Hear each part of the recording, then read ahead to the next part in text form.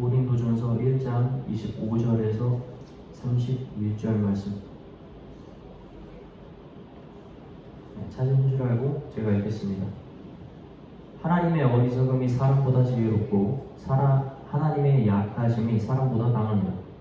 형제들아, 너희를 부르심을 보라. 육체를 따라 지혜로운 자가 많지 아니하며 능한 자가 많지 아니하며 문벌 좋은 자가 많지 아니하도다. 그러나 하나님께서 세상에 미련한 것들을 택하사 지혜 있는 자들을 부끄럽게 하려 하시고 세상에 약한 것들을 택하사 강한 것들을 부끄럽게 하려 하시며 하나님께서 세상에 전한 것들과 멸시받는 것들과 없는 것들을 택하사 있는 것들을 패하려 하시나니 이는 아무 육체도 하나님 앞에서 자랑하지 못하게 하려 하심이라. 너희는 하나님으로부터 나서 그리스도 예수 안에 있고 예수는 하나님으로부터 나와서 우리에게 지혜와 의로움과 거룩함과 구원함이 되셨으니 기록된 바 자랑하는 자는 주 안에서 자랑하람과 같게 하려 함이라. 아멘. 사람마다 인생을 사는 방식에 다들 차이가 있잖아요, 그죠? 저는 이 개인적인 성향이 매우 이성적이고 계획적인 사람이었습니다. 한국에서 미대를 다닐 때 제가 제일 싫어하는 그림이 드로잉이었어요. 이 드로잉이 뭐냐면 막 즉흥적으로 있는 생각을 아무렇게나 막 그려보는 그림인데 저는 이게 되게 싫었습니다. 왜냐면 저는 그림을 그릴 때도 처음부터 끝까지 어떻게 그릴지를 계획을 다 해야지만 그림을 그릴 수 있는 사람이라서 그래요. 제가 처음 호주에 유학을 가서 생활을 할 때에도 워킹홀리 비자일 때 아무도 제 주변에 없었고 저에 대해서 관심을 가진 사람이 없었는데 제가 스스로 하루의 루틴을 정확하게 정해서 이것을 지켰습니다. 매일 그렇진 않았지만 새벽에 일어나면 자전거를 타고 30분 거리에 있는 교회에 가서 새벽 예배를 드리고 와서 조금 쉬다 아침 먹고 공부를 시작을 해요.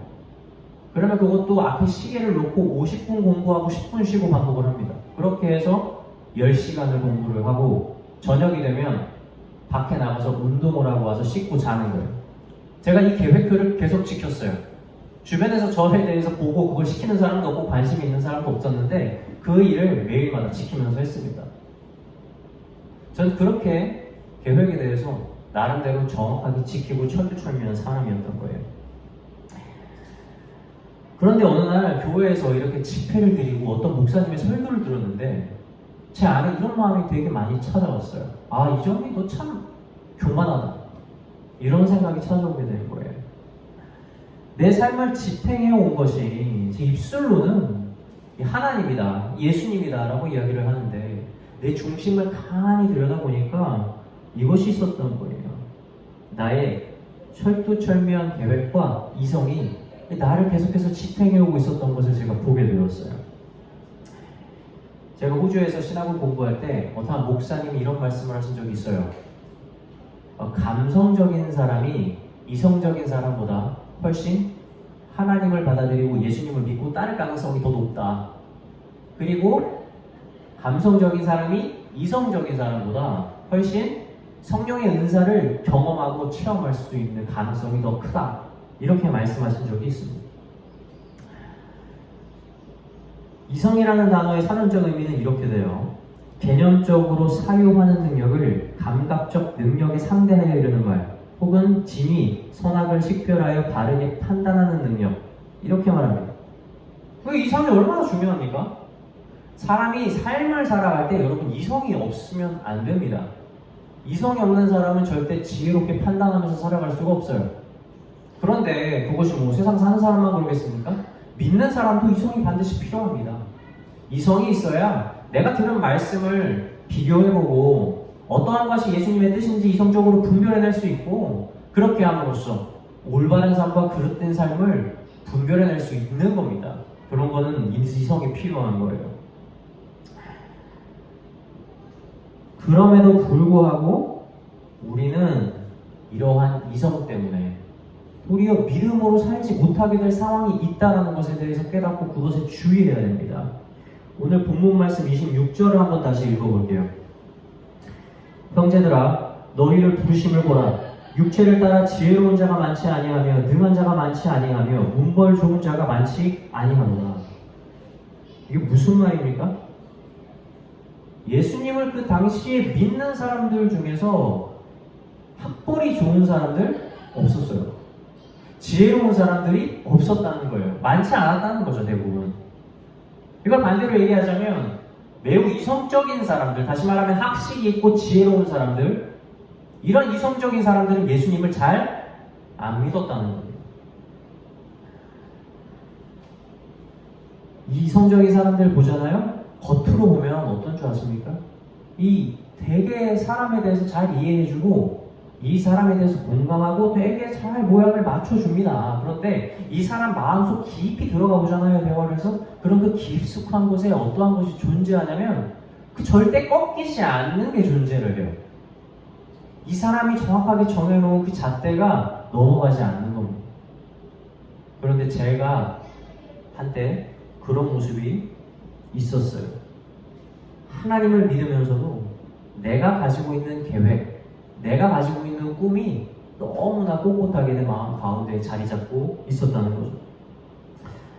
제가 미술을 전공하고 이 화가가 되기로 결정한 이유가 있었습니다. 왜냐면 이 화가가 하는 일이 여러분 뭐라고 생각하세요? 역사적으로 화가가들이 한 일을 자세하게 보면 현실의 부조리랑 싸우는 일을 되게 많이 했습니다. 그래서 이 사람들은 자유가 없을 때는 정말 인간들이 자유를 얻기 위해서 앞장서서 싸운 사람들이었어요. 계몽에 대해서 앞장섰던 사람들이 바로 예술가였죠. 근데 이 사람들이 나중에 자유를 얻고 나니까 무엇에 대해서 싸우냐면 그냥 인간의 본성과 자연성에 대한 것들에 대해서 싸움을 벌이기 시작을 하는 거예요. 예술가들이 좋은 말로 하면 개혁가, 막 새로운 거를 시도하는 사람들로 생각을 하지만 솔직히 말씀드려서 이 사람들의 본질이 뭐냐면 원래 존재하는 것에 대한 파괴입니다. 상당히 공격적인 사람들이 예술가예요. 그런 성향을 가져야 또 예술을 할 수가 있어요. 그래서 이러한 사람들이 나중에 자유를 얻고 났을 때 사회에 대해서 싸울 컨텐츠가 없으니까 인간의 본성과 싸우기 시작하는데 거기에서 나온 가장 대표적인 부작용은 무엇입니까? 동성애를 만들어내는 거예요. 동성애를 주도한 사람들이 예술가들입니다. 그러한 싸움을 하는 거예요. 그래서 저는 젊을 때 그렇게 꿈을 꾼 거예요. 내가 미술을 해서 예술을 해서 이렇게 잘못 파괴된 것을 반대로 회복시킬 것이다 라고 하는 원대한 꿈이 있었습니다. 그리고 그것을 하나님께서 나를 통해서 바라시는 일이라고 내가 굳게 믿었어요. 겉으로 보세요. 얼마나 멋있습니까? 와, 정말 멋있는 꿈이다 라고 생각할지는 모르지만 이것이 내 마음속에 깊이 자리 잡는 순간 이 기준 때문에 실제로 하나님의 뜻을 올바로 분별하지 못하는 때가 반드시 오게 된다는 거예요. 그래서 이성적인 사람, 내 자신의 줏대를 꺾지 않는 사람은 내 마음 중심에 이러한 기준이 있지 않은 줄 항상 점검해 봐야 되는 거예요. 하나님이 꺾지 못하는 그런 마음, 이성적인 사람들 마음 가운데 있을 가능성이 있다는 거죠. 이러한 사람들의 특징이 뭐냐면 마음 가운데에서 계속 꺾지를 않으니까 목사님이 말씀을 전할 때 좋아하는 말씀이 있는 반면 싫어하는 말씀이 있어요. 이러한 사람들의 특징은 자기가 되게 따르는 사람들, 목사들이 있고 되게 배척하는 목사들이 존재하죠. 물론 이상한 목사들이 있을 수 있으니까 그런 행위 자체가 문제라고 하는 건 아니지만 뭔가 선별적인 거예요. 성경 말씀을 볼 때도 어떤 말씀은 기쁘게 받아들이는데 어떤 말씀에 대해서 거부감이 일어나는 거예요. 그거 여러분 왜 그런 줄 아세요? 내 마음 가운데 있는 그 없앨 수 없는 그 기준이 자꾸 나를 변형시키는 거예요. 하나님의 말씀을 받을 때 내 마음에 서 있는 그 중심과 나의 꿈을 뒷받침할 수 있는 말씀에 대해서는 기뻐하지만 내가 이것을 버려야 한다고 말하는 설교를 듣는 순간 거부감이 생기는 거죠. 제가 이런 사람이었던 거예요. 아니 집회를 가봐요. 앞에 서는 목사들 보세요. 수많으면 수천 명 사이 앞에서 막 설교하는 목사님들 다 대형교회 목사님들이세요. 그럼 어떤 목사는 뭐 대형교회에서 일하는 목사가 아니면 막 우리가 알만한 책 몇 권 내본 사람, 뭐 연주가가 앞에 섰으면 우리가 알만한 노래 작곡한 사람이 앞에 서요. 그런 사람이 아니라 처음 보는 사람이면 엄청 스펙이 좋은 막 미국에서 누구나 알만한 유명한 대학을 나온 사람인 거예요. 그러니까 저도 제 마음이 생긴 거예요. 아니 교회도 사람 쓰면 저런 사람 쓰는데 겉으로 잘 보이는 사람 쓰는데 나도 저렇게 돼야 되겠다는 생각이 든 거예요. 저들 중에 한 사람이 되어야 되겠다. 말씀을 전할 때도 많은 사람 앞에 서야지 의미가 있고, 내가 미술을 해서 화가가 돼도 많은 사람 앞에 영향력을 갖는 그런 유명한 사람, 위대한 사람, 그래야 사람들이 나를 쳐다보겠지라는 그 생각이 내 마음 가운데 있었던 거예요. 그런데 이런 마음이 있는 사람이 세상을 다 버리고 예수 그리스도를 따르라는 말씀이 정말 마음에 한 의심 없이 따르는 게 가능하겠습니까? 되지 않습니다. 이건 저의 경우였어요. 그러나 교회를 다니고 믿음 생활을 한다는 많은 사람들 가운데에서도 여러분들 꺾이지 않은 그 마음이 여러분이 있으면 여러분도 똑같을 수 있어요. 최근에 목회자를 꿈꾸는 학생의 수가 엄청나게 줄었다는 걸 여러분 알고 계십니까? 서울에서 유명한 대학이 목회자를 만드는 대학이 정말 서울에 있는 어느 대학보다도 경쟁률이 높았는데 이제는 수도권 지역의 일반적 대학보다도 경쟁률이 미달되는 사건들이 생기는 겁니다. 왜 이렇게 목회자 후보생들이 줄고 있을까요? 어떤 기사는 이렇게 말하더라고요. 요즘에 교회가 잘못하는 게 많아서 그렇다. 요즘에 사람들이 교회에 대한 인식이 안 좋아서 그렇다라고 얘기를 해요. 아니요, 그건 너무 목회자 후보생을 너무 과소평가하는 거예요. 아니, 목회자 후보생들이 예수 그리스도를 믿는 사람들이지 않습니까? 이 사람들이 교회를 떠날 사람들이 아니잖아요. 예수님 믿는 사람들이에요, 다. 교회가 아무 인식이 안 좋아도 교회가 희망이다라고 믿으면서 사는 사람들입니다. 그러면 다른 이유를 찾아야죠. 왜 목회자를 꿈꾸는 사람들의 수가 줄고 있냐고요. 여러분, 그곳의 진짜 이유는 이거예요. 지금 대형 교회가 더 이상 목회자 후보생들을 받을 자리가 없어요. 그리고 대형 교회가 아닌 다른 중소교회들이 다시 대형 교회가 되는 복음의 부흥이 잘 일어나지 않는 거예요. 다시 말하면 앞으로 교회가 더 커질 거라는 확신을 못하는 거예요. 다시 말씀드릴까요? 목회자 후보생들이 주는 이유가 직접적으로 무엇이냐고요? 내가 목회자가 돼서 사람들 앞에서 성공하는 목회자가 될 가능성이 없다는 겁니다. 그래서 목회자 후보생의 수가 주는 거예요. 여러분, 목회자가 하는 일이 무엇입니까? 자신이 있는 지역에서 몇 명이든 상관없이 하나님의 말씀을 전파하는 일을 해야 되는 일입니다. 그런데 그들 마음 가운데 있는 제가 젊을 때 한때 가졌던 그러한 목회를 통해서 성공하고 싶은 그 마음이 지금 목회를 못하게 만든 마음이 됐다는 거예요. 이거 얼마나 안타까우신가요?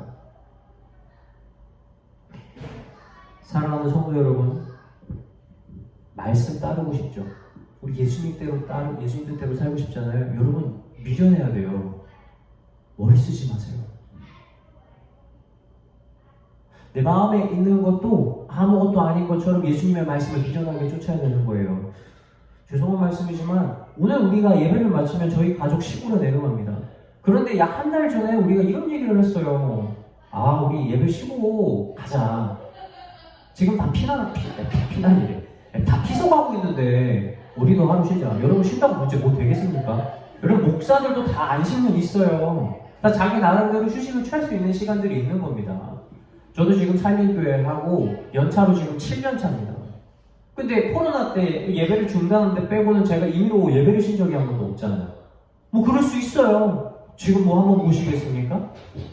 그런데 그 가운데에서 제 마음에 어떤 마음이 들었냐면 언제 뭐 생각하고 예배 드렸냐, 미련하게 드리자, 이런 생각인 거. 사람들 누가 알아주고 내가 여기서 예배 안 드린다고 다 몰라주고 뭐 그런 거 없어요. 그냥 내가 처음 우리 주님 만났던 것처럼 내가 주님 한 분으로 기뻐하는 그 마음대로 그냥 좀 미련하자 라는 마음이 내 마음을 찾아오게 됐어요.